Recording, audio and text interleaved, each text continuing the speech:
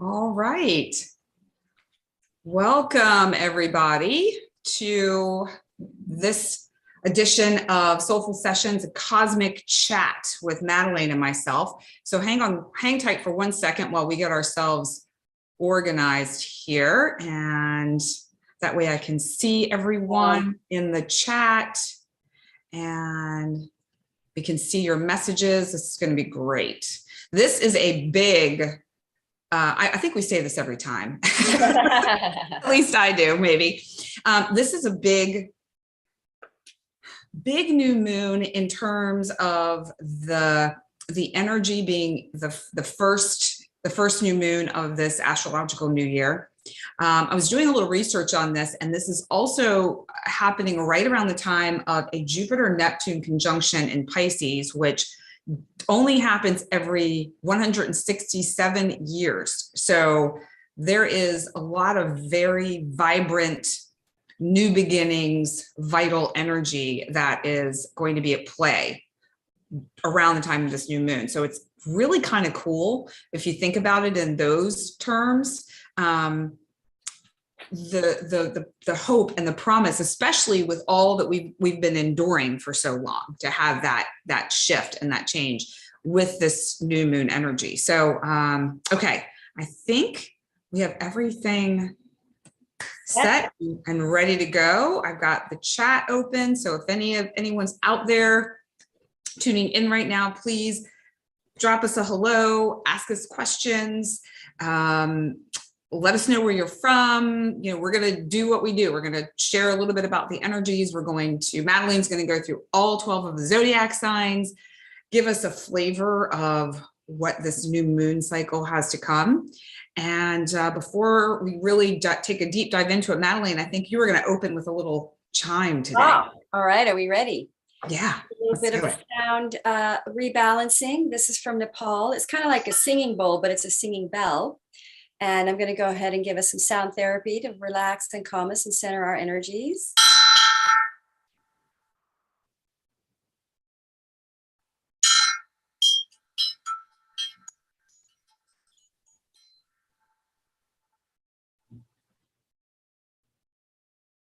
Taking deep breaths in and exhale. And exhale. All right, there we go, a little sound therapy. Yeah, I don't think we got the full spectrum of it because it was like we could hear a little cling and like a little bit of that, but yeah, we'll have to see about practice again and get it louder. Yeah, try one more time. I'm just going to see if it's loud. Okay. It's almost like the microphone, like it picks it up and then it shuts it off. So I see what you're saying. Right. Yeah. Okay. Well, that doesn't work that well. Well, that was, you know what? We made the A+ effort, as we always do. So, all right. So Madelaine, just a couple things. Sure. Before we get started, you know, and I'm sure you're going to be talking about this, and this will be a big topic of this new moon conversation that we have. A lot of what I'm feeling right now leading up to the new moon, which is, I believe, 2:24 a.m. Eastern. So for those of us on the East Coast in the United States, it's going to be tomorrow at 2:24 a.m. Okay. For those like yourself on the West Coast or on, you know, Pacific time, it's going to be at 11:24 p.m. Isn't that crazy? It's like where I am, it actually says 11:11. And the sun is going to be at 11 degrees Aries, and the moon is going to be at 11 degrees Aries. Mercury is going to be at, actually, I think Mercury is not quite at 11, but I mean, it's 11, 11, 11, 11, 11, 11, all over. Wow. So that's a big portal energy, you know, walking through into a new way of being. So, you know, with Aries, it's really, you know, it's ruled by Mars. It's very fast. It's very it's warrior. It's like very action oriented. However, kind of what I've been hearing, feeling, and learning is that with this energy, the best course of action is to slow down and then to move at your own pace. So, we also have all these planets, all planets moving direct until Pluto goes retrograde towards the end of the month, I believe. So there's a lot of this forward momentum energy, which is great, take advantage of that. But I guess what I'm saying is don't necessarily be in a rush. Don't feel like you have to get from here to there this second, like immediately. You take your time, wait for information to come in, wait till your thoughts and your inspiration align with your inner guidance and compass. That's always, but particularly now, being able to just slow down and wait for that direction or guidance, I think it would be a prudent move. Yes. What are your thoughts? Same? Well, interestingly enough, I don't feel I don't know if I should share the screen, but we're going to have a stellium in Aries. So we've got a bunch of planets in Aries, and then we've got a bunch of planets in Aquarius, which is Saturn, Aquarius is very electrical energy. So it's like, are they, and I don't think they're squaring, but the nodes are being squared by this new moon. So, and the nodes often are fate, are karmic. So and then we've got Chiron in. I don't know to get into it yet, but the energies are definitely adjusting our ways. So it may not necessarily play out like in action energy, although that's building for sure as this month is going on, because we're definitely in Aries season.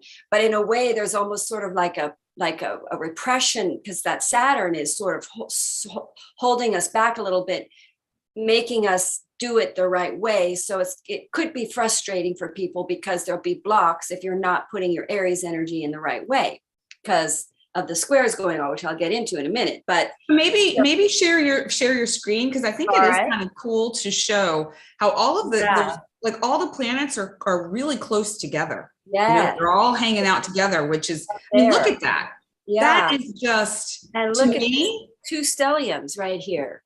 Stellium in Aries, 4 planets in Aries, and then we've got 4 planets in Aquarius, which is ruled by Saturn, and Saturn is in Aquarius. So it's almost like there's going to be adjustments made that because also, not to mention, you see here, look, we've got, there's the sun and the moon and Mercury all together. Right. Mercury can see me. And then there's the nodes. The nodes actually are squaring Saturn, not the new moon. So the nodes are squaring Saturn, this stellium. And the nodes are about, your Saturn is for the long haul, for the long term, for the committed in your career. And it's like, you're going to be tested to adjust to where it is the right way to go. So you're going to, the North Node is going to square you, which means it's going to, if you're going the wrong way, you're going to get forced through, what I'm saying? You're going to get, because this is going to be a committed thing. So you're going to change direction and commit. And I was doing a bunch of reads on people yesterday, and it was like they were all kind of getting the same message, which was, you're going to start, an opportunity is coming in because this is a new moon. It's the new astrological year that's going to tilt you and send you the right way. And it's not going to be necessarily the kind of work that you were doing before. Like I was doing a read for one guy, and his career, like an opportunity is coming in on his work. That's more spiritual, that's more soulfully connected, but it's not quite what he was doing. But he's still looking for work in the way that he was doing it. So it's like he's going to have an adjustment, but it's going to be better for him because it's going to last the long term. Saturn is all about, is a 29-year cycle. It's aligning you with the right thing that you're going to commit to, that is right, that will last.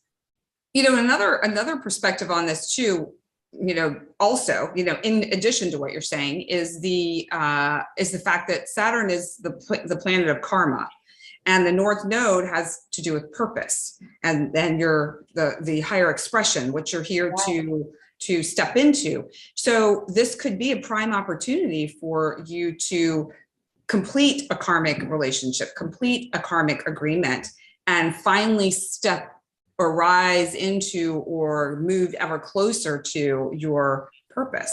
Yes. And that can also be on an individual level, a collective level. It's a really, to me, it seems like a really powerful opportunity. Yes. And I do think that the Aries energy is that all that stellium in Aries is going to go behind the new, it's going to make you busy and go behind the new adjustment. That's a new beginning. It's a new initiation, because Aries, as you were saying, is initiating energy. So it's like the fire now is going to get motivated. You're going to get inspired about this new direction. It's going to be exciting. You're going to want to do it. Aries is a selfish energy. You want to do it. It's your desires. It's what you truly desire. So it's going to like, it's things are feeling static and slow. It's kind of because Pisces energy is kind of slower. So we're moving into the Aries energy where it's like things are a little bit, I don't want to say boring, but like feels like nothing's happening. And now all of a sudden things are going to suddenly feel like they're for the entire month. Because like you say, what happens at a new moon is the fingerprint for the month. It's a solar return. It's exciting. All right. So do you want to, let's maybe stop sharing the screen, come back to us, and then we'll dive into the 12 signs. 12 signs. Yeah. All right. I will do that right now. So Aries in your first house, Aries in your first house, you're going to have Aquarius is in your 11th house. So new beginnings, you're going to find a new idea, a new way to approach a new, more in alignment way to be on social media, to take your mission on social media, because your purpose being in Taurus with the North Node there. By the way, wherever the North Node is in your chart, wherever Taurus covers your chart, you're going to be financially liberated that way.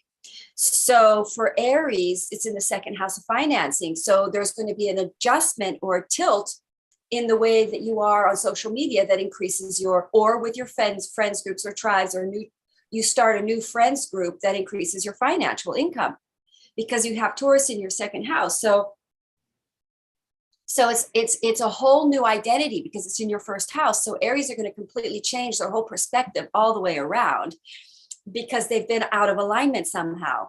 And then they're going to go into Aquarius energy, which is social media. They're going to shift the way they are out in the world, in front of people. And it's going to involve their career, because it squares your second house there with Taurus, which is where the nodes are. So it's going to tilt the way that you make money. You're going to make money in a new way, or it's going to adjust the way you're making money. There's going to be an adjustment there, and you're going to put more inspired energy into this making money opportunity that is going to liberate you. I'm sure any Aries listening to that is like, yes, all right. Yeah, right. Yeah. Bring it on. And again, there might be a square to the way that so in other words, a square is usually it's Aries energy square. So it's like you're going a different way now. So it's like energy goes into a frustration or some kind of a crisis can always happen in a new moon, but something shows up that makes you have to tilt, or makes you need to tilt and pivot and go the other way. But the clarity will be there too, because there's an inspiration and an idea coming in with that new moon, or an opportunity. New moons bring opportunities too. So nice. That's Aries. I'm feeling remarkably calm for these Aries energy. I don't know why that is. I think it might be the calm before the storm. That's so funny. Well, so it's interesting. Like when Madelaine and I got on, I was feeling very calm. And then when our energy connected in, I was feeling something was stirred. Yeah. And I think when as we were sharing and talking, I think we both just like, ooh, came into it. Yeah. I just brought it down, which is great. It's really lovely. I would assume anyone out that's watching, let us know what your thoughts and feelings are for the energy that between us in this space, Madelaine, and that we share out with everyone to bring that sort of calmness to this fiery energy and this, and then with the Aquarian influence that you talked about earlier, that's a lot of this, all of this here. So I think it's beautiful. Yay.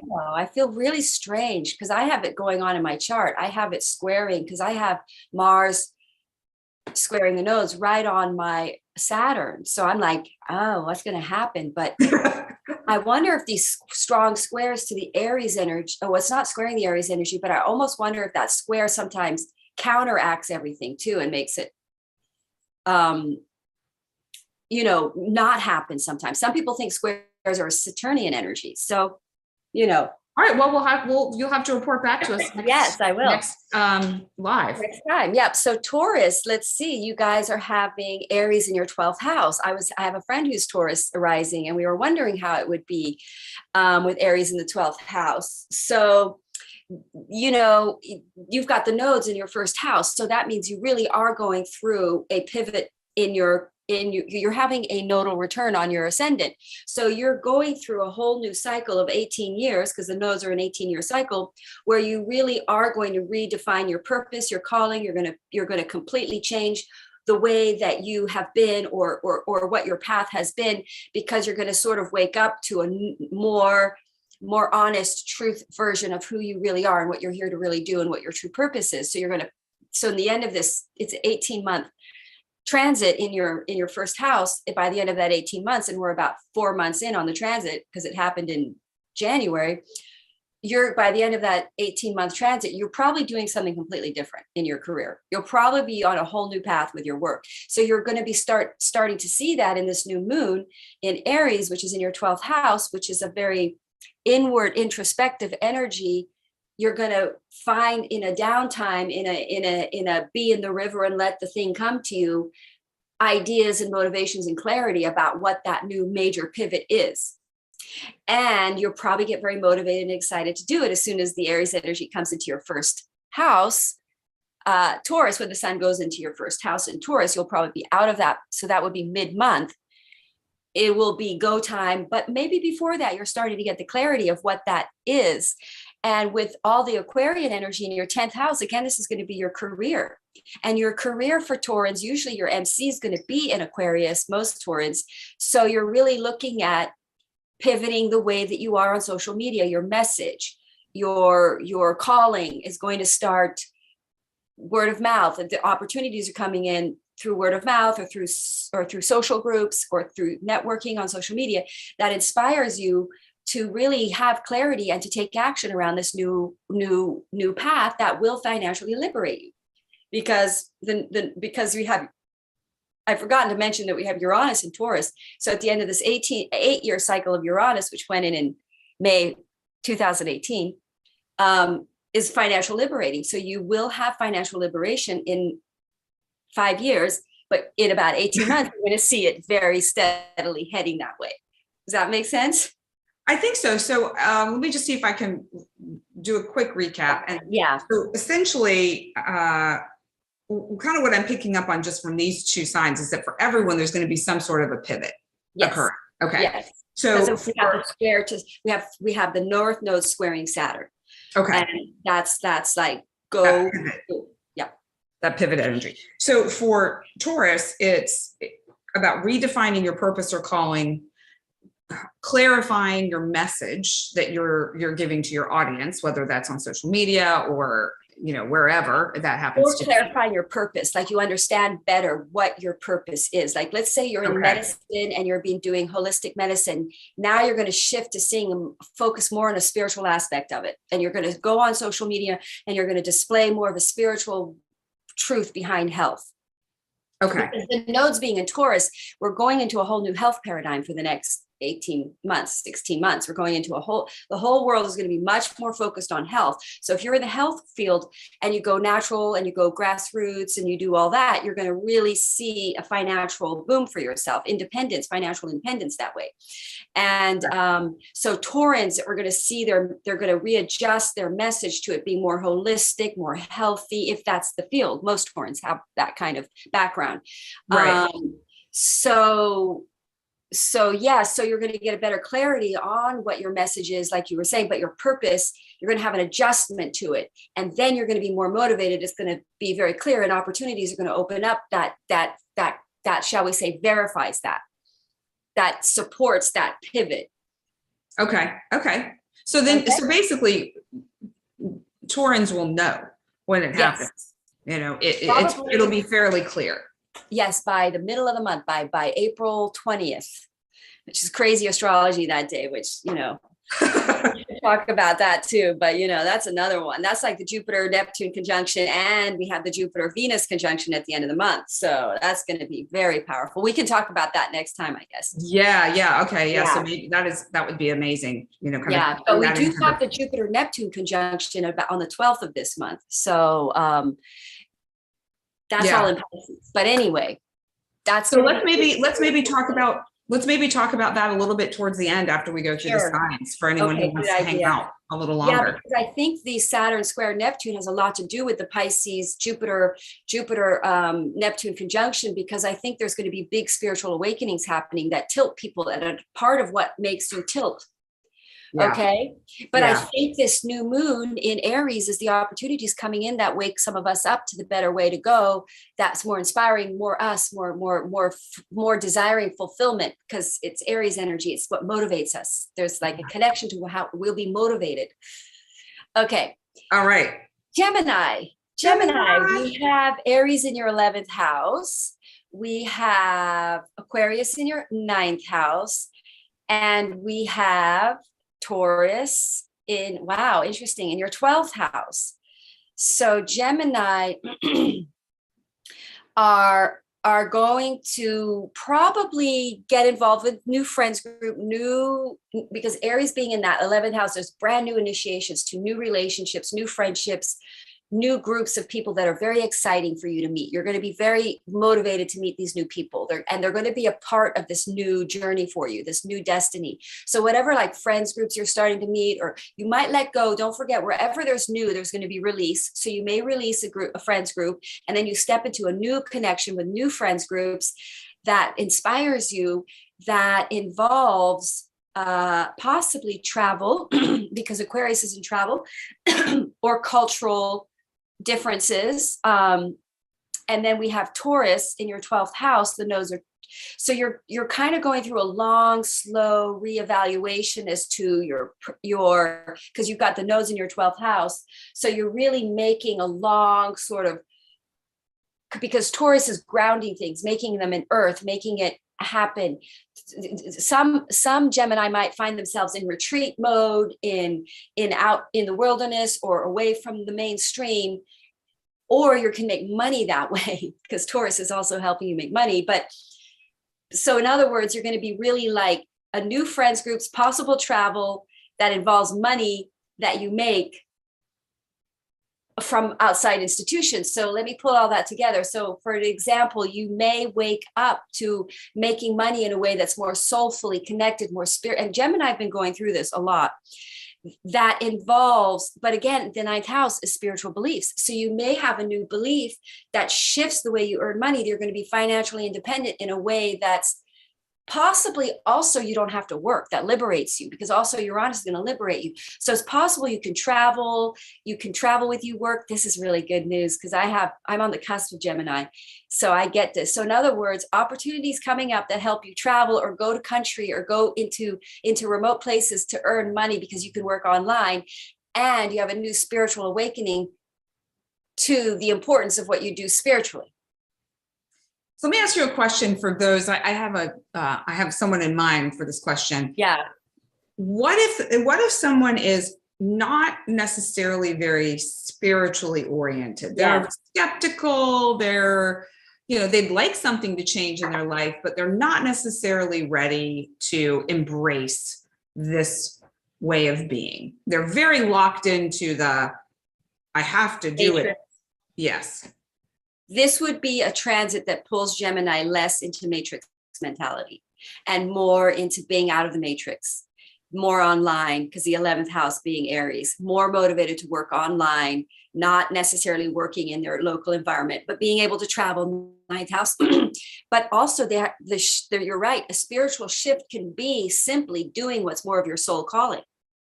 Mm-hmm. Which is less matrix, which is less security-based choices, which is more choices on what liberates me, what makes me feel happy, what because the 11th house with Aries is a selfish energy, like what pleases me, people. So it's like, instead of working to please the world, you're going to shift to the world pleasing you, and what you do, actions that motivate you, that inspire you, that reignite you. So it's like you'll feel reignited about your work career because you can open things up and travel and go online.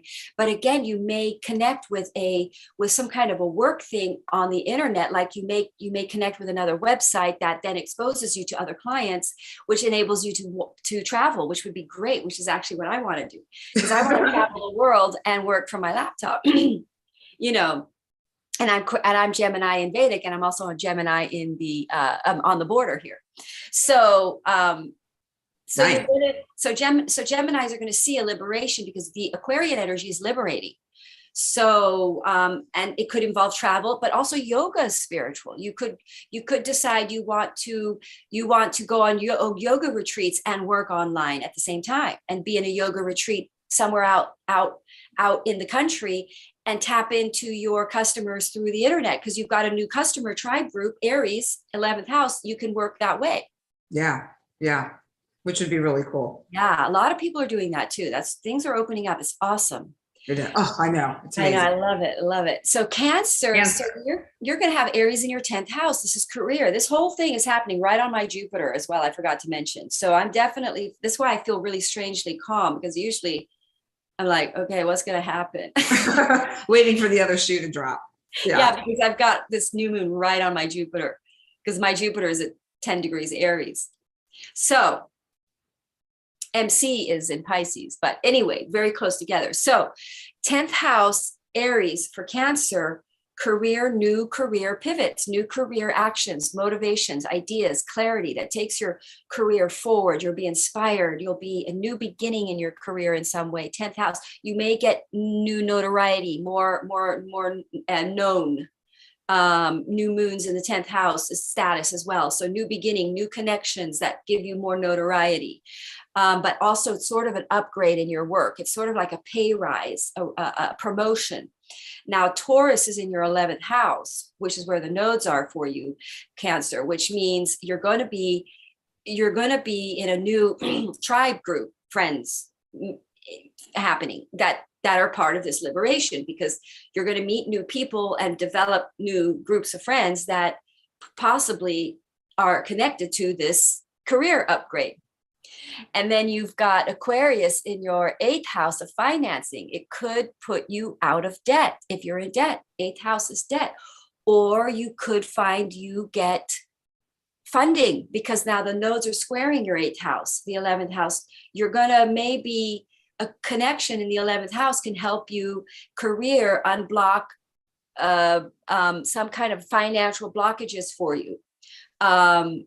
Now, I'm not going relationship, but also that's a house of passionate sex. And, so Aries in the 10th house, 11th house, you could meet somebody through the internet or through social groups that you then become in a passionate, sexual, activated relationship, because Aries is very sexual energy. Don't forget to mix that in on all of it. Just add a little spice and fire to the mix. Quite the most sort of, shall we say, sexually robust of the energies. So, you could end up in a relationship with someone all of a sudden, and it becomes very sexually, very passionate, very fast, or could be a reconciliation.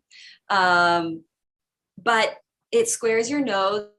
So it's going to tilt your direction. Let's say you get in a relationship and it tilts your direction. You have more clarity on your true purpose, and you then you may get to quit an area of working or the way you've been working through something like one group online. You may, like, for instance, you could be working through a website, and then you no longer do that website because you have another bigger opportunity somewhere else that's going to make you busier. But again, it might tilt a little bit the way that you've been working. There's going to be a shift somehow. Like, for instance, if you're Cancer, you have been working mostly online. Now maybe you're going to be working with groups of people in real flesh. Can't believe I said that. Versus fake flesh. It's very fleshy time for the Cancer. So that's for Cancer. Let me just take a quick look. Now, I can't forget that we've got Mercury in on all of this. I keep forgetting to add Mercury and Chiron. Don't forget, we've got Mercury and Chiron on the new moon and this moon. So there might be wounding or triggering involved in all of this that tilts our directions. Okay. That's just going straight across the board for everybody. Okay. Yeah. I'm so glad you brought that up, because that the Chiron in particular, and that's the thing, every planet is involved right now because they're all clustered together. Soup. Yeah. So it's just kind of everyone, whatever happens right now, it's like there's going to be some sort of planetary action that's the whole Will Smith thing is really clearly this exact thing, because there was the Mars energy, the aggression of the square that he didn't communicate because Mercury's in Cazimi right now in the sun, which means communications are challenging right now. Right. That was an action that's probably going to tilt the way they do the Oscars from now on, or it's going to change things, whole thing. Yeah. And his wounding was triggered. So it's like, that's going to happen to all of us in some way. Our wounding will be triggered. You might feel like lashing out or, getting angry or frustrated at people, but your wounding is going to get shook because that's what's going to make you change your direction. Well, what's interesting too about this, now that you're saying that, this pivoted Chris Rock. Now, from what I've been hearing anyway, he's going on tour. His ticket sales have increased exponentially. Yeah, and he went on tour last night, which is really the new moon, like smack on this Aries new moon, which he must have squares all over his chart right now. And exactly, this is the kind of energy that really tilts things for people. Yeah. And it's always going to be better. Like even for Will Smith, on some level, things are going to be improved for him in some way. Somehow there's a tilt here, and even for the Academy Awards and the systems and the celebrity world, it's going to become more real, and everyone's like real people. So the other thing I was hearing about this, not to belabor this too long, but sure, is the dynamic, we're talking about relationship dynamics too. And there's been a lot of talk I've heard about the relationship dynamic between Will Smith and his wife, Jada Pinkett Smith, as far as how she is perceived as, and I have no personal knowledge of this. It's just using this as an interesting conversational point from an astrological perspective and relationships, that she's a very dominating energy within the relationship. And that at first, Will Smith was laughing and very easy and light about it until he saw she wasn't. And when he saw that, something shifted in him. So it struck me as potentially like there's a relationship dynamic at play that's being tweaked a bit, or that's being pressed on. It's almost like having a bruise and somebody pushing on it. It's right. Well, there's that Chiron, right? Yeah. So there's some probably her disappointment in him, because maybe his relationship with her is somewhat codependent. And so she triggered his wounding, which was she was not happy with him. And so for laughing at it maybe. And so that triggered his wounding, and it triggered her wounding. Yeah. Comedians, that's kind of what they're supposed to do. They're supposed to trigger us, because when we get triggered, it's out of our system. We're healed. It's actually how we heal, is to get triggered. There's probably some codependency going on there, or they have trigger power on each other, which isn't something to judge. I don't, we all know it was like awful behavior. It's upsetting. Yeah. And it's not about judgment. It's more about observation. And then being able to recognize those same wounds within ourselves, or those same dynamics, because we all have. It's almost like the universe had it play out on the Oscars in front of the whole world, so we could see these energies and what they were looking like. Like, like you're going to get triggered. You might lash out. Don't do it. And it might be because of information, communication, words said. Kazimi, that means it's confused. It's not clear. Yeah. That trigger you into behaviors that triggered you deeply enough to know that there's something that has to shift about something in your life. And the beauty is, the rest of us don't have to have it play out on TV. That's right. That's right. It can be done in the privacy of our own space. And the beauty of it is it happened there, so we could all learn. So we could go, I'm not going to punch anybody. I'm not going to do that. If I get really mad, I'm not going to lash. Of course I wouldn't punch anybody, but I'm like, I'm not going to get mad about anything here. We're just going to write it out. Don't take it personally, because it might be just my wounding triggering, which, by the way, we need triggered because these new Aries beginning with everything, it's a fresh start. You want to get that wounding out of the way because it's stopping you from going a better, higher path. Yeah. So yeah, just watch yourselves, everybody, because you're going to get triggered here with these energies in some way. And, you know, that's why astrology is so great, because you're aware of it in advance and you can see when it happens. You can go, okay, I'm being squared right now. Yes. I feel this. All right. Yeah, it's triggering me. And the wounding is insecurity. That Chiron is insecurity. It might be coming out of feeling a little insecure. I was doing a read for somebody yesterday, and they started sort of not understanding it or something. And they were like going, I already know myself or something. I was doing the read and I said, that's fine. That's fine. And I almost got insecure. I could almost feel insecure, but then I just jumped in and went the angle that they were interested in, but I could feel the insecurity of it hitting. Yeah. So it's like, I course corrected really fast. So that's really what you want to do is this is what that word really, course correcting. So in a way, Will Smith was the fall guy for all of us. Thanks, Will. Yeah. To sort of course correct, because if you do lash out, the other person you're going to lose the deal. Whenever there's a square with Mars, whoever starts the war loses. Whoever starts the fight loses. So if you're triggered, don't start it. Well, and I think you're right. I mean, because it appears right now, Will Smith is, if you want to put it in those terms, kind of the loser of this situation because of the backlash from people based on his actions. And Chris Rock is the victor, seeing that his ticket sales are going up and he has increased in popularity. Yeah, because the thing that impressed everyone so much, everyone had empathy for Will, everyone felt sorry for him, but also he handled it so graciously with such,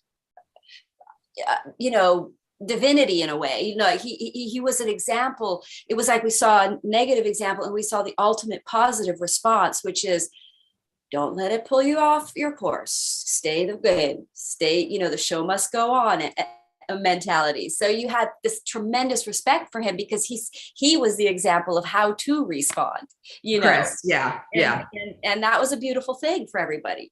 Yeah, for sure.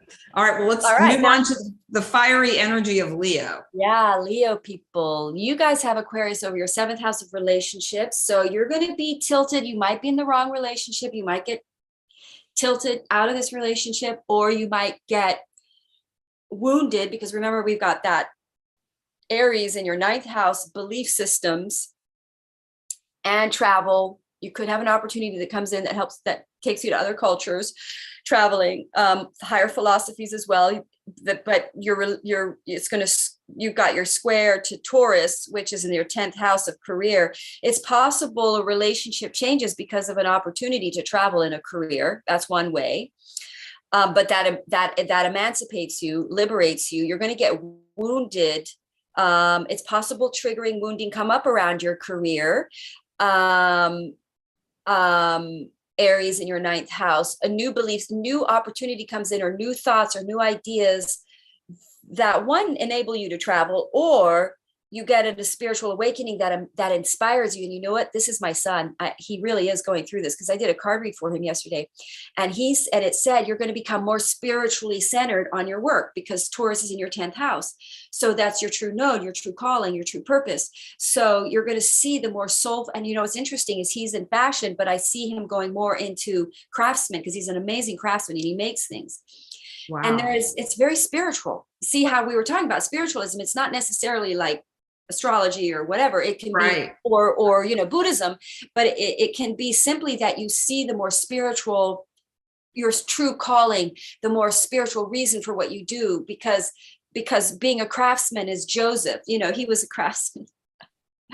So, there's something very spiritual about making things with your hands, and it's very grounding. And right now, with the world being the way it is, with lack, with imports, it's bad for the environment anyway to be all this stuff coming in. So maybe people are sort of waking up to making their own things, and he's amazing at it. My son makes shoes and stuff.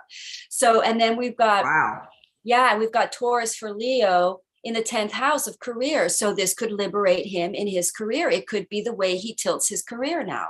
He may suddenly find that he can make enough money selling his handcrafted things because they last longer.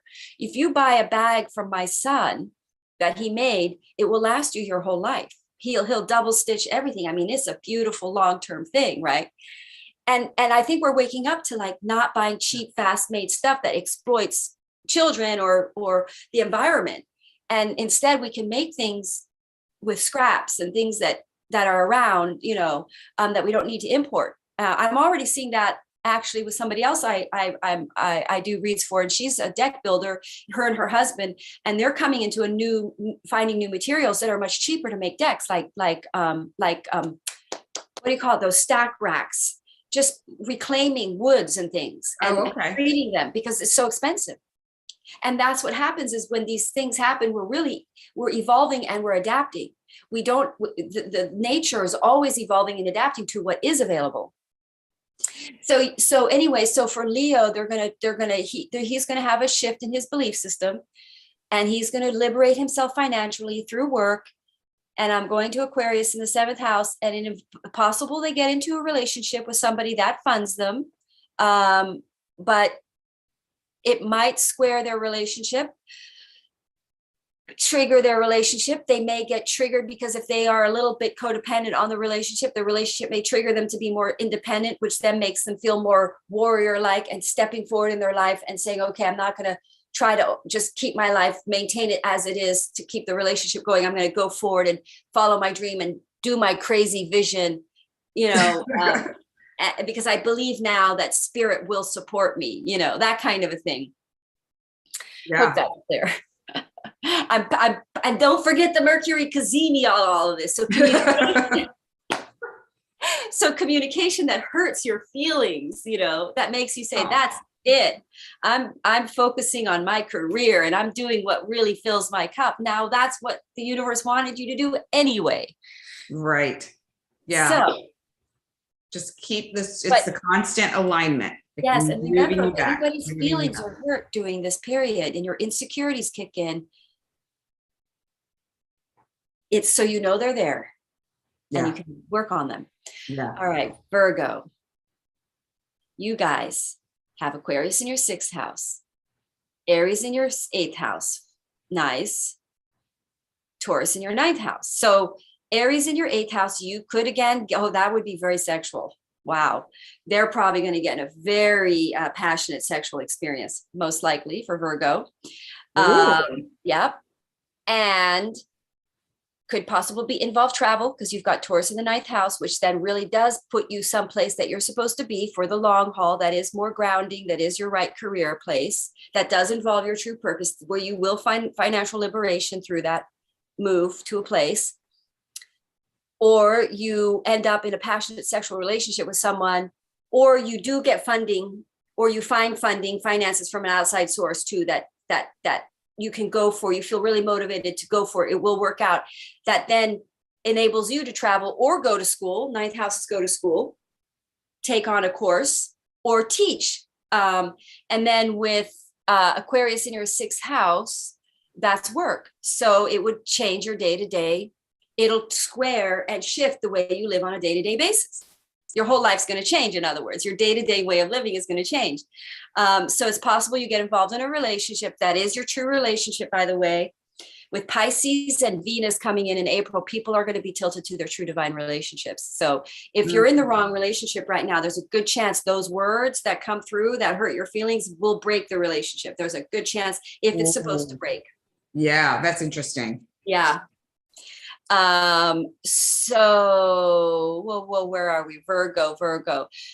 So travel, but again, a lot of energy in your 8th house with the stellium in your 8th house. And then with the Aquarian stellium in your 6th house, it's very possible you either get a loan that enables you to change your career, your work. You could start a small business involved, because Gemini's over your 10th house. You and also Virgo are good writers. So your career is going to change on a day-to-day basis around what happens on this new moon. This opportunity. It could be money, career, a relationship, sexuality. that then involves possible travel, teaching, learning, but all of that. In a nutshell. I mean, that's mix that all up in a big soup, right? And the Mercury and Chiron Cazimi, your feelings might get hurt, or you communicate. There's communication coming in. So don't forget, it could be communication from somebody that you haven't heard from that hurt your feelings before. And then it triggers you when they communicate with you again. And so just the communication factor could trigger you, you know? Yeah. That's so true. Yeah. It's amazing how powerful words are. Yes, exactly. They are. That's why you want to watch out, because you could get really triggered in these energies and you could lash out like Will did. Yes. Okay. So Libra, talking about, well, that's some balance right there. Librans, their energy. Libra have Aries in their 7th house. So they're going to take new initiations in their relationships. They're going to feel very motivated and driven to take new actions in their relationships and opportunity. Now they have Taurus over their 8th house. So it's possible, again, it could turn into rather sexually charged energies. But with Taurus over your 8th house, this is going to be a healthy relationship. It's going to be the right relationship. You could shift out of a negative relationship into the right relationship. But also Taurus, it could increase your finances. Through this relationship, there will be a financial liberating, new stabilizing advancement in your finances from outside finances. Maybe you know how to get a loan, or you take action to refinance a piece of property so that you can work with somebody that you have a relationship with. Go into a relationship with somebody and share joint finances in order to expand your career, or your income, because you have Aquarius over your 5th house. This is a relationship thing for Libra, big time. Libra is a relationship house energy anyway. So it's very possible they shift relationships and become more grounded into the more grounded, long-term committed relationship here. And they take new inspired action. They actually take action towards it. They know who their true relationship is, and they take strong measures, forward action, initiation to solidify that, and then advance spiritually, but also very passionate sexually. And it's healthy. So this is all very healthy for Aries, I think. And then with that, if they're in another relationship, that Mercury, because they're going to have Mercury and Chiron in their 7th house, they could split up another relationship. It could end a relationship for you. But then a new one comes in, or you end that relationship because you know it's not the right one, but you know which one is. Is that clear? Yeah. I was just thinking about when, in terms of this, the Aries energy, you were talking about action and initiation. So is it, but I'm just thinking of that more aggressive nature of it. Would you say it's more action towards that grounded relationship?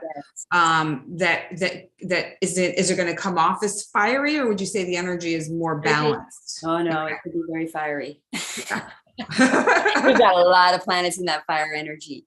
With that Mercury and Chiron, information could come in that triggers them into taking fiery action towards the right relationship, ending another one. Libra always like to be in relationships. Passionate fire action, yes. And then with that Taurus North Node in their 8th house, they're going to be motivated and driven to maybe advance financially, but also to be in the right sexually inspired relationship. Yeah. Okay. That is fiery, passionate energy too. Don't forget.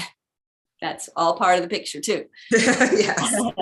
Yeah, information could come into a Libra that ignites their passion about a person, that makes them realize this is my person. Well, and I was thinking too, it might be like they feel like they might have to fight for that person. It's possible. Yes. They've got to like step into that warrior type energy and say, I want you. You're the one for me, and I'm gonna keep showing up.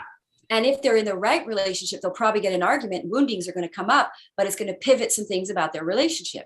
It's either going to get more committed and they take it forward, and they then have a breakthrough and they have a great time with that person. So if you're in the right relationship, but it will definitely, because Aquarius is in your 5th house for Libra, Aquarius is in the 5th house. It's definitely most likely you're in the wrong relationship.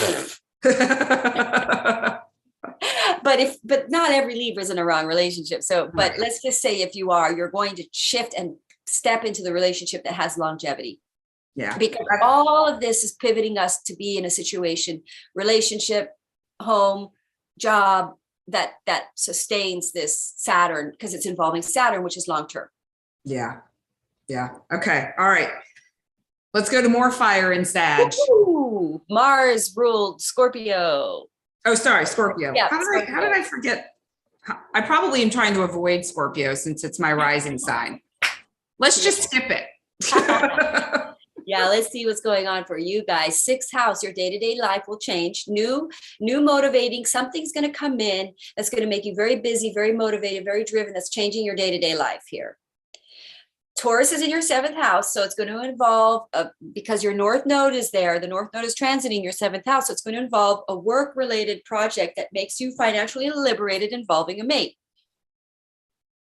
Could it be a former mate? I would say your new mate. Okay. Because you're going to co-mission with somebody here, Scorpio. Aquarius is in your fourth house, and you most likely will shift and move to a place of living that is more long-term, that will support this new endeavor, because it's a work thing, because it's in your sixth house. It could be a health thing. You change and shift your health, and you do something. Some Scorpio may really shift and change their living environment for their health, or they shift and change and move because a relationship, Taurus in their seventh house, for the long haul, that's better for their health. But also it could be a work thing that you do with your relationship, that something changes your day-to-day life on a day-to-day routine is completely shifted. Yeah.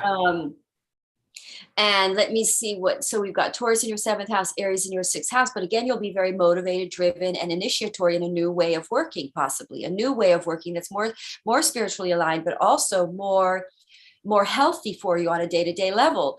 And, like not so crazy and busy and stressful, for instance, even though that energy is really energetic, but it may be that you shift your day-to-day routine and working so that it's better for your health and better for, but it's also just a new opportunity coming in that does change your life, on a day-to-day, but that involves financial liberation involving a mate. Well, that doesn't sound too bad. No, no. But now we're going to talk about so it's possible you get information coming in about your health that's not clear, that you don't understand, that triggers you, scares you, but try not to be scared or this, there's confusion involved. Any information that comes in right now that's scary or confusing, try not to react at all because you didn't understand, because that's most likely the case, because Mercury is being purified by the sun right now. So, try not to take things seriously. Like, Will didn't need to take it that serious.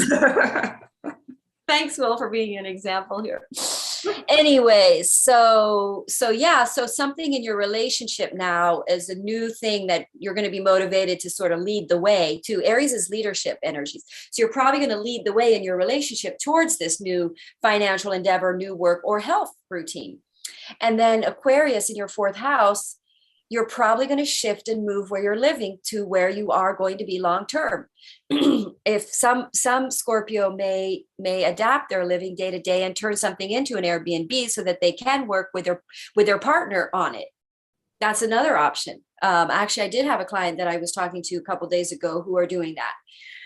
Cool. Yeah.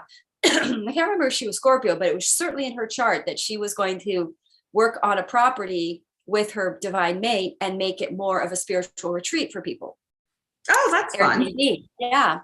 And and it's a project involving her mate, which will bring her financial liberation. I know people who have Airbnbs and that's all they do. They make their money that way. So involved with your relationship, you will be financially liberated. So yeah, there's nothing. Yay. The only thing that might happen with that Aries trigger there, with that Mercury trigger Chiron, an illness could show up, or something really wrong about your day-to-day life that needs to change shows up. That and don't forget Aries, Chiron and Aries, you become more of a warrior about it. You become more of a proactive person about it. All these energies are about being proactive. Yeah. So, And then we come to Sagittarii. I'm sun sign Saggy. So I have a lot of Sagittarius in my life too. Everybody I know close to me has a Sagittarius moon. My son, my ex-husband, my mother. It's just ridiculous. My best friend. It's just so funny. That is funny.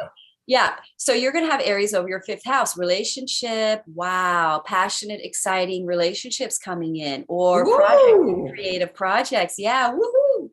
And then Taurus in your 6th house. That does change your day-to-day activities. So that your day-to-day routine and activity becomes more routine in a new way that lasts a long time. That makes any sense? New health shifts health as well. You could, like, if you're single, now you're going to eat 3 meals a day. So you're healthier. People don't eat, like, I don't eat that much because I eat more when I'm in a relationship because I'm making dinner for 2, Yeah. Oh, totally. And if you make a man for a meal for a man, it's like much more food. They like a lot of food, and then you find you eat with them. And then the next thing you know, you're eating more food. So yes, so true. Sagittarius could gain weight, which would be good. I could gain a little weight. And then we've got Aquarius in the 3rd house, communication, shifting, also short distance travel, new businesses, involving pivoting. You could travel. I kept pulling the travel card on me over and over. Maybe that's why. Come to Florida. Yeah, I would love to. I would love to. That would be great. I've never been to Florida. I want to check out Miami. You're near Miami, right? Yeah. Come on over and down. All right. I'm going to do it. Yeah. I'll look at my transits and see a good time to travel. I know. How fun would it be if we did a live together? That would be so fun. In person. Yeah. Yeah, that would be great. All right. So everyone stay tuned. We're going to manifest. I'm going to look at my calendar after we get off here and find some time. Yay. I've got tons of frequent flyer miles to use. So, I got to use them. Definitely. Yeah. Thanks. I'm coming. All right. Sure. So where are we? Taurus, Aries, and Aquarius. So, or you could start a small business or get involved in writing projects, because Aries is in your 5th house of creative projects that involve the internet, social media, communication. And then we've got Taurus over your 6th house. Your day-to-day life will change. And again, Taurus over your 6th house with that North Node there. And I will contest to this. I have finally quit sugar because I'm rising sign, Cancer. I've been struggling with this for a long time. And I had the South Node in Saggy, because we've had the North Node in Gemini. So the South Node is in Sagittarius. So I forgot all that. We're letting go of whatever our South Node is, which is Scorpio. So Sagittarius is going to become more healthy, much healthier mindedness on a day-to-day, which I have because I've really succeeded in quitting sugar. Good for you. Yes, thanks. So it was this tough one. It's the hardest thing I think smoking and quitting sugar are the hardest things. It's tough. Yeah. I don't know that. Sagittarius will probably quit something and become healthier. That's toxic. Everybody's quitting something and becoming less toxic because we've got the South Node in Scorpio. I forgot to add that in on it, but we can't add everything in. But just so you all know that. Okay. So we're seeing a shift in your day-to-day life that's going to be more long-term, that's healthier, that will last, and forms of communication. And also because of that Aries energy in your 5th house, you're going to get triggered. Putting it out there. Yeah. Your issues in relationships are going to come up because it's in a relationship house that's blocking your connection with this person. So don't take it. Let me ask you a quick clarification question. You were talking about your South Node issues coming up. Yes. In Scorpio. Yeah. So if somebody doesn't, mine happens to be in Scorpio, so it's fine. But if somebody's isn't in Scorpio, for instance, would it shift, or is this like because it's in Scorpio now for the collective? Everybody. So let's say you're Scorpio, you're going to have the South Node. Like right now, let's say you're 25 degrees Scorpio. The South Node right now is on your ascendant. So you're going to let go of a whole toxic way of living, a whole way of because Scorpio's toxicity. So there's going to be like ascendant would be like, let's say you had a relationship with your ex-husband still, and it was still toxic. You will completely release a toxic way of relating to that person completely. Like you won't, like I have Scorpio over my 5th house. So I'm going to release toxic relationships or friendships or the ways I mother that are toxic. And I can already feel like I had to throw away the little baby blanket. It was really hard for me to do. Oh, but it's almost keeping my child dynamic, keeping them as little babies.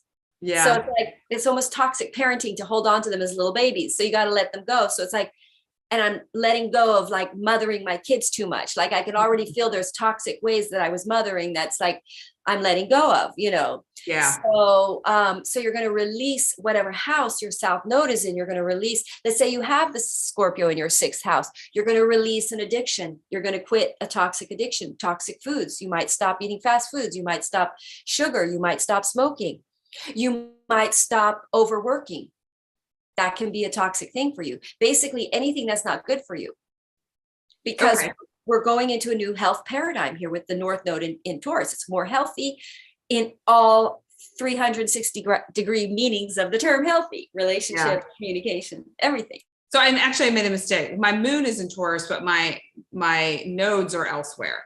So my North Node is in Capricorn and my South Node is in Cancer. So it's, the Cancer is more that family unit, domestic relation. Your North Node is in Gemini?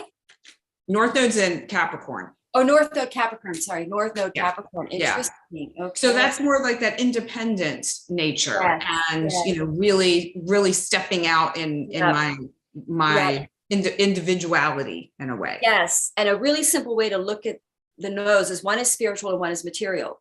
So like my North Node is in Cancer. So I have a spiritual North Node. So it's less material. You have a material North Node. So you're supposed to ground something, create structure, kind of like our relationship in a way. You create the structure, you put it out there, And then I'm like, I add in the fluff. You add in a lot more than fluff, but you're definitely bringing in that more spiritual knowledge. Right. To the other half of it, which actually is a great balance, because that's what we're here to find, is the balance between the polarities between the planets. So that's why you and I do well, because you bring in that polarity and I bring in a little bit of we bring in these two polars and we find that middle ground. Yes. Yay us. Works. So Capricorn.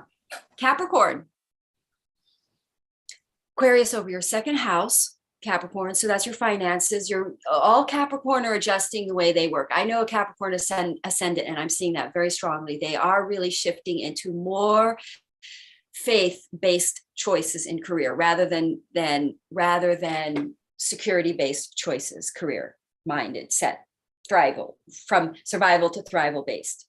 And Capricorns have been beat up, no doubt about it, with Pluto thing, and Pluto's still in their sign. So Capricorns have been shifted to become less worky, hardy, statusy, imagey, to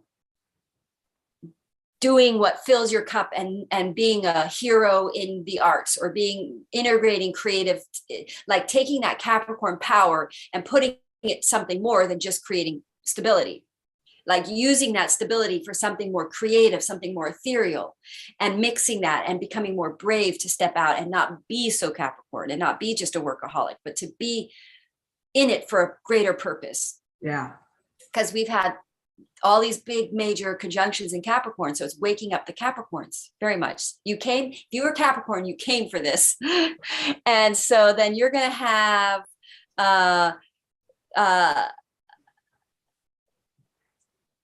Aries in your 3rd house of communication. So you might get an argument. You might get testy. You might lash out. That's kind of a tricky one. Is it 3rd or 4th? Is it 4th or is it 3rd for Capricorn? A Capricorn. Sorry. 4th house. Okay, sorry, that's what I thought. Okay. Yeah, but here's the other thing you want to know in general. If in your chart, I have a very strong Capricorn, so I tend to my Mars is in the sign of Capricorn, which is exalted. If you have a strong Mars in your chart, you're not going to lash out. You're not going to a strong place. You have a weak placement in your Mars, you're going to lash out. You're going to lose control.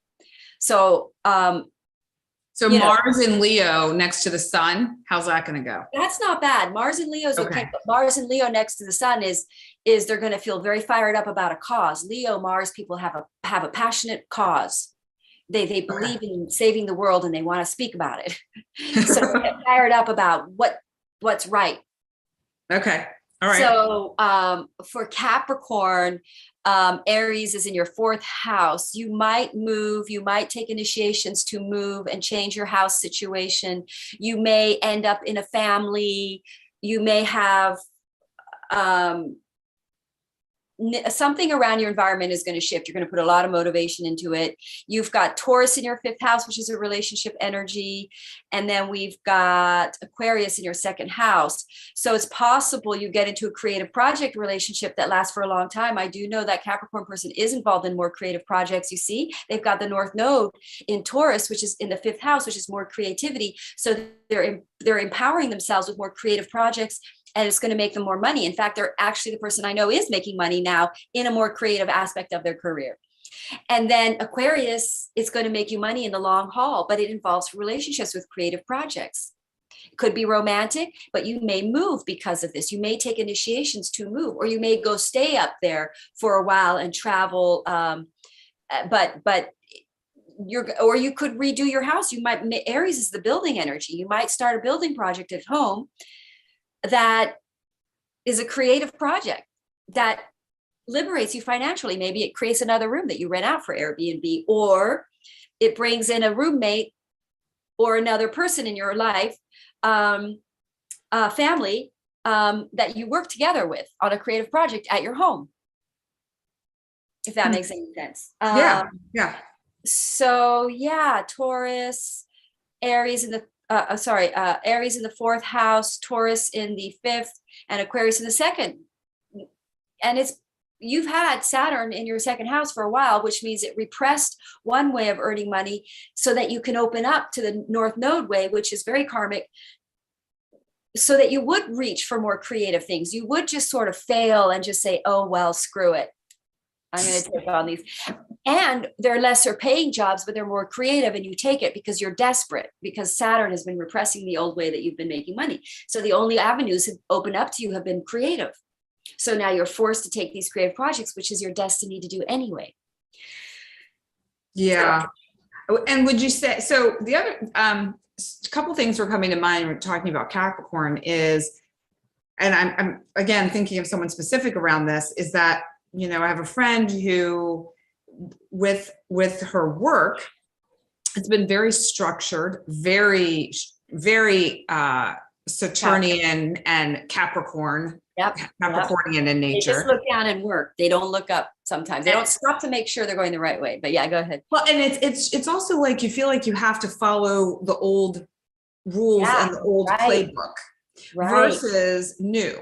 And she was put in a situation where she was given pretty much an opportunity to step into the new on a silver platter, but was questioning it, wasn't sure about it.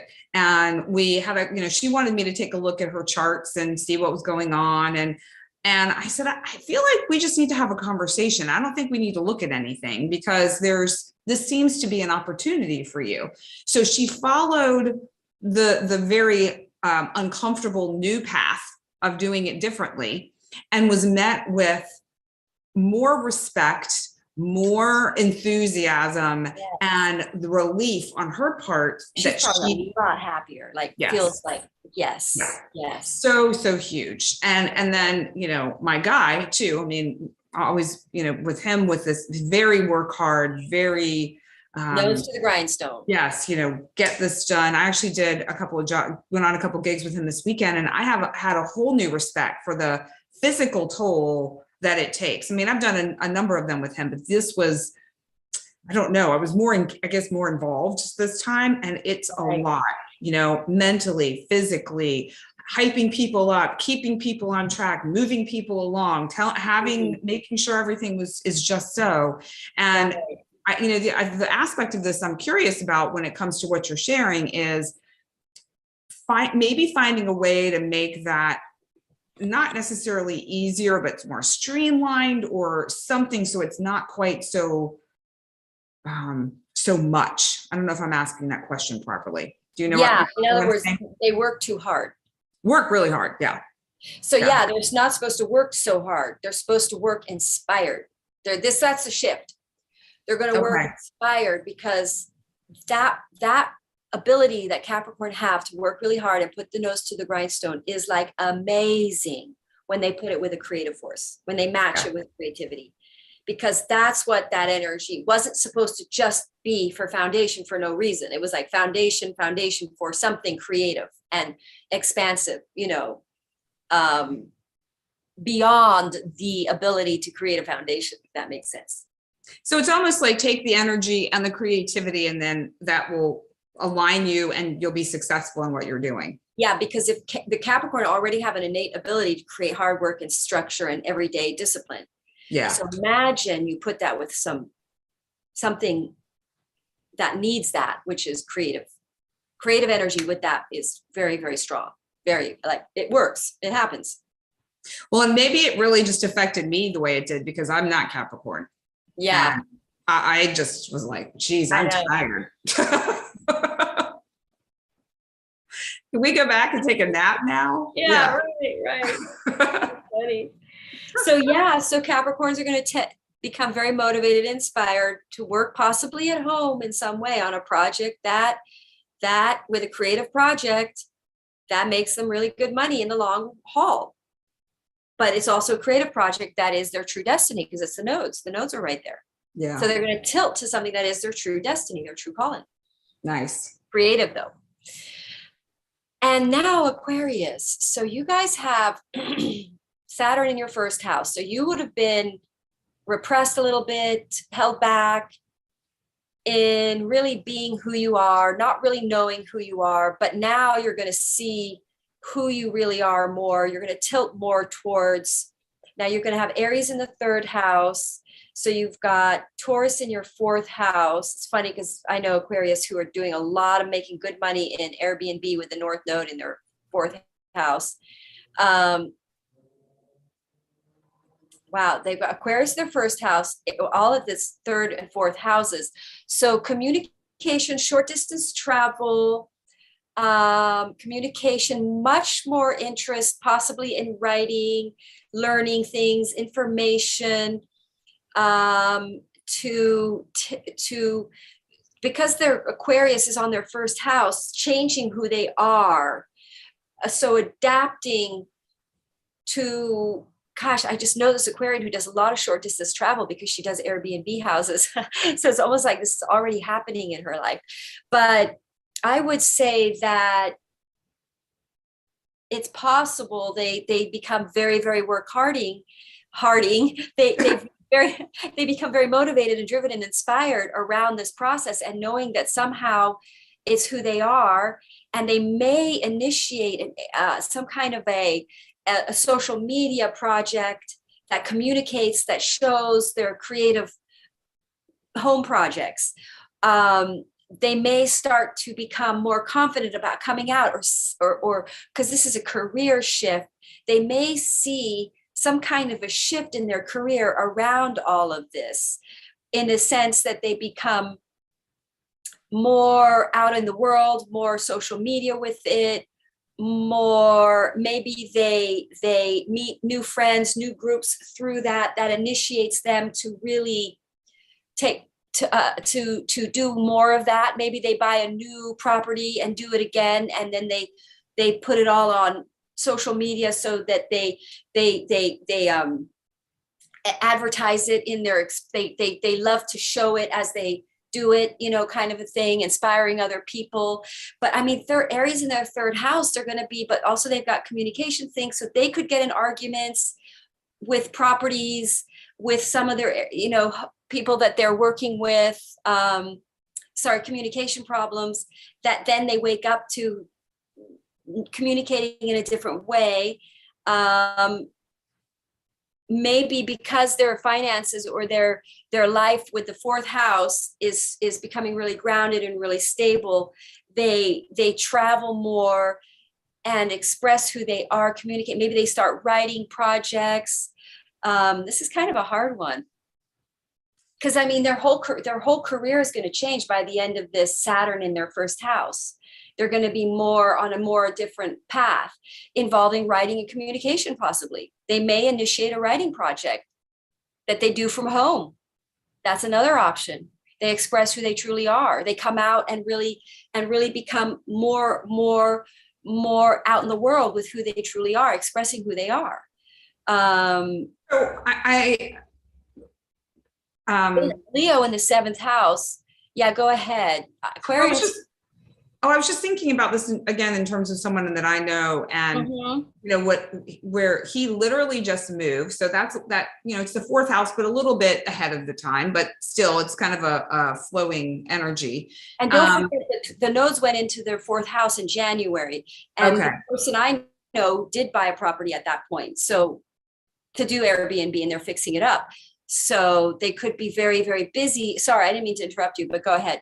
Yeah. Well, no, you're just processing in your head. So, there's that movement from a home energy, but then it's also, if you think about it, it's their 1st house of self, and then the 3rd house communication, and sharing more of themselves through their communication. And that doesn't necessarily always have to be with words. It could be pictures. Like I know the person I'm thinking about, he's sharing his talents and he's sharing his passions, which is that Aries sort of energy. You're passionate, focused on things on social media, which is potentially opening up new avenues for him. Yeah. Potentially, sharing something different, which could be a career shift at some point. Yeah. So look, they have Scorpio over their 10th house, so they're going to let go of a career. And then they're going to take on a new, more honest, soulful, connected career. And they have Capricorn in their 12th house, Pluto. So they're going through big spiritual karmic shifts there, Yeah. So yeah, that's a slightly tricky one, but with Aries and that Venus and that Mercury Cazimi in their 3rd house, they could get into conflicted situations over confusion of communication, because the 3rd house is all about communication. Yeah. But then they reinitiate. Maybe there was confusion over a writing project, let's say, which they then have clarity and they reinitiate that project, because they do believe that it is who they truly are and what they're supposed to do. So that. I think that's pretty good. I mean, I think that, yes. Good. Yeah. All right. So let's wrap it up with Pisces. Yeah, because I have a read at 1:30, so perfect timing. Okay. Pisces is well, they're going to have amazing. We're going to try and get to this so we can talk a little bit about what's happening for Pisces here, but in the energy of Pisces in a couple of weeks. But with Aries in their 2nd house, new way of making money, they're going to be very motivated. I have a Pisces moon. I'm going to be really excited about this. Yay! I have this all happening in my 10th house for Cancer. So a new way of earning money that's motivating, exciting. You're driven, you feel it, you clarity, you go for it. Taurus in your 3rd house, where the nodes are. Writing, short distance travel, you could start a new business because of it that lasts a long time. I am actually paying, I shifted my work permit to the local town that I'm in, and I'm signing that today, which is kind of interesting. That is interesting. Yeah. So it's like, and it's going to probably emailing, internet stuff, 3rd house for Aquarius too, by the way, but communications, short distance travel, or anyway, long-term Taurus, financial liberating. So it's like I just started a little small business here because I pulled my business license for the location that I'm at, which is probably going to last me. I'm most likely going to end up here for a while. So yeah, some kind of a small business involved, or communication, writing involving that makes you more money. And then let's go to Aquarius in your 12th house, countryside, world, institutions. Like some Pisces might get a job in an institution that is a contracted, because Aquarius is Saturn, contracts as well. 7th house is contracts too, but that lasts a long time. That becomes a financial means of income that is stable and steady. That makes you busy. North node in the 3rd house does make you busy. But Taurus in a way that is grounded and healthier for the long haul. And you're going to get, this is the new moon that initiates this new thing. Like for me, it's initiating this new thing by signing that, by paying for that business license for here. So it's like, it's a new initiation, and it's in my 10th house. So for Pisces, it's like, it's financial new beginnings that are very motivated, exciting, and inspiring, and you really love it. It's a way that really works for you, that charges you up, So opportunities coming in for work and career that that might open up short distance travel, or like, for instance, let's say you're Pisces and you get a contract, like my son, he's Pisces ascendant, he's a musician. He could get a contract. That means he has to drive somewhere. He could get a residency, but he has to drive there, and it's short distance travel. And it's like, now it's going to be his new routine. He may end up moving because he's Sagittarius to be closer to that opportunity. So all of that could happen. So basically new motivations in a way of making money that last the long haul, that really that tilt you in your true direction for your career, and your North Node. It could be a small business, like you say, that is really the right thing for you to do. So that's the 12 signs. Yeah. Wow. Lots. Yes. Lots going on. Bravo, Madelaine, for that beautiful roundup, because there was a lot of it was because it's a lot of planets all souped up on top of each other, yeah. So if we have a couple of minutes left, do you want to touch in a little bit on that Jupiter Neptune? I'm going to share the screen so we can see this, so that you guys can see what I'm talking about, because April's amazing with the energies here. So here we are today. So I'm going to go to the April 12th, which is when we have Jupiter. So when we're looking at mid-April, we're looking at some amazing astrology to the end of the month, which is basically we've got Jupiter in its own sign of Pisces with Neptune in its ruling sign too. So Jupiter and Pisces basically conjoining. So Neptune in Pisces at 23 degrees, Jupiter in Pisces at 23 degrees is happening. Isn't that interesting? April 11th. It's all about the 11 at 11:11 a.m. 56. Wow. I know, it's wild. Well, but that's for you. That's for you. No, this is everybody. Well, but it won't be 11:11 for me. I see time-wise. No, yeah. But we are looking at April 11th. It could be the 12th for you. But by the way, it's a slow-moving planet, so it's around the 11th. Let's put it that way. This is a long transit, because Jupiter and Neptune are slower. Jupiter moves 12. I think Jupiter moves about 3 or 4. Takes 1 degree. It takes 3 or 4 days to travel at 1 degree. Okay. And Neptune is 156 years. So we have this conjunction happening. And it's 150-year sort of cycle. So we're going to see this last time this happened was when the Impressionist paintings started, Impressionism. It's before the Civil War happened, which was rough. But people were becoming higher consciousness, which is what caused the Civil War, because, it was to stop slavery, I guess.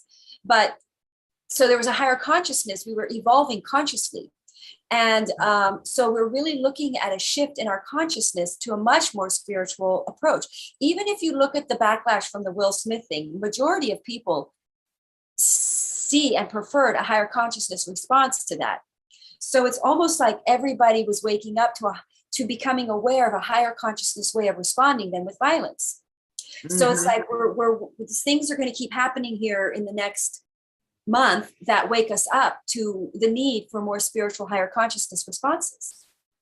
More spiritual, we're going to see the arts becoming more important, because Neptune is an artistic energy. So people are going to see more ethereal arts that are spiritually motivated, that are spiritually in alignment with a higher consciousness. We're going to use arts to raise consciousness, because Neptune is the opposite of the grid, opposite of the matrix. Neptune is the 12th house, which is spiritual, the most ethereal of all the energies, foggy, Neptunian. That's why the Impressionist paintings, Claude Monet was criticized for his paintings being an impression, not real. It's Neptune. It was Neptune. Yeah. And that was when Neptune went into Pisces. It had only just been discovered at that point anyway. And Neptune rules the arts. It's a higher octane of Venus. So we're going to see a spiritual, artistic, creative revolution, in my opinion. You're going to see arts being the new religion in a way, because arts are galvanizing. Arts do not separate people when it's higher consciousness art and higher consciousness music, and higher consciousness that brings us together and brings peace and communicates galvanizing messages that bring people together. Music brings people together. Music heals people. So you're going to, and music is very Neptunian. It's the unseen force. Music is an unseen force, really. It's an energy we don't see, but we feel it. So this is a big, powerful awakening.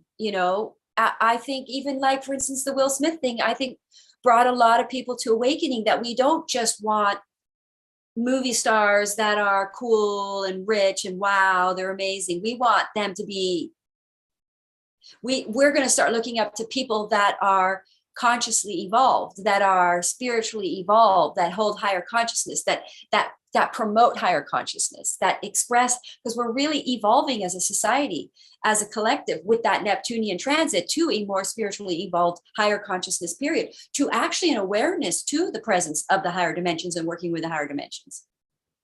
Well, the other, yeah. Well, I'm just going to mention too, yeah, with Neptune, it's also related to film, not just art.